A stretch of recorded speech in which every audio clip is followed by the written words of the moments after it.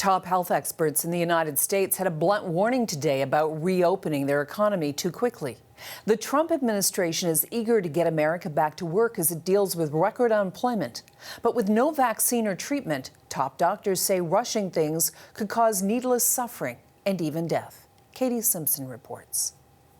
If we could stay as close as possible for 5 minutes, then all senators can get their questions in. There could be serious consequences for both public health and the economy if states begin to reopen too quickly without adequate testing to track and isolate the coronavirus. The message was delivered repeatedly today during the 3.5-hour hearing examining the U.S. response to the outbreak. There is a real risk that you will trigger an outbreak that you may not be able to control, which in fact, paradoxically, will set you back. Not only leading to some suffering and death that could be avoided, but could even set you back on the road to trying to get economic recovery.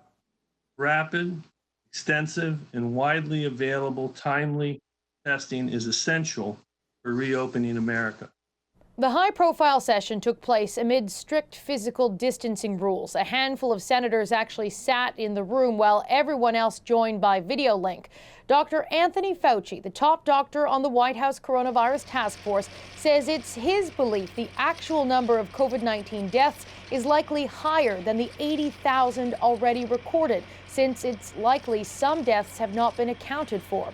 Though he did offer some cautious optimism about the development of a vaccine. He says researchers could know by late fall whether they have something that may be effective, though don't expect it to be ready for the start of the school year in September.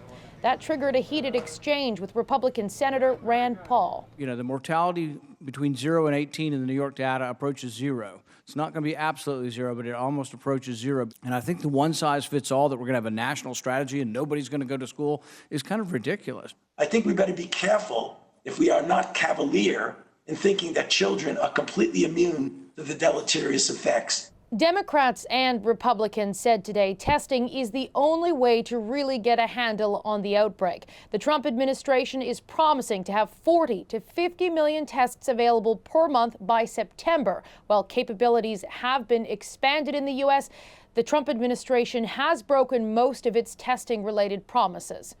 Katie Simpson, CBC News, Washington.